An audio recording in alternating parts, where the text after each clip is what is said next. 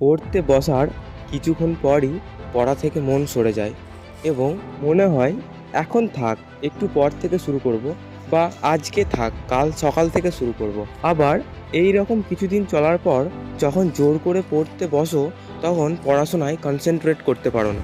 তো যত দিন পেরিয়ে যাচ্ছে তত আমাদের কনসেন্ট্রেট লেভেল কেন এত ডাউনের দিকে যাচ্ছে? তো এর 1 নম্বর কারণ হলো শর্টস ভিডিও, ইউটিউব শর্টস বা ফেসবুক শর্টস।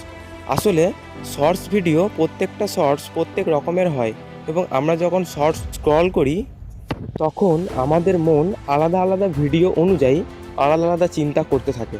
তাই আমরা মনকে ধরে রাখতে পারি না বা কোনো একটা বিষয়ের উপর কনসেন্ট্রেট করতে পারি না। ঠিক এই কারণেই আমাদের কনসেন্ট্রেট লেভেল এত ডাউনের দিকে যাচ্ছে বা আমরা কোনো একটা বিষয়ের উপর সম্পূর্ণ ফোকাস করতে পারছি না। তাই প্রথমত আমাদের শর্টস ভিডিও দেখা বন্ধ করতে হবে এবং পড়াশোনায় ফোকাস করতে গেলে যেটা করতে হবে সেটা হলো পড়াশোনাকে ইন্টারেস্টিং বানানো। তো পড়াশোনাকে ইন্টারেস্টিং বানানোর জন্য তুমি যেটা করবে সেটা হলো তুমি যেটুকু পড়বে বা যে টপিকটা পড়বে বা যে সাবজেক্টটা পড়বে সেটাকে ছোট ছোট অংশে ভেঙে নাও বা ছোট ছোট টাইমেও ভেঙে নিতে পারো।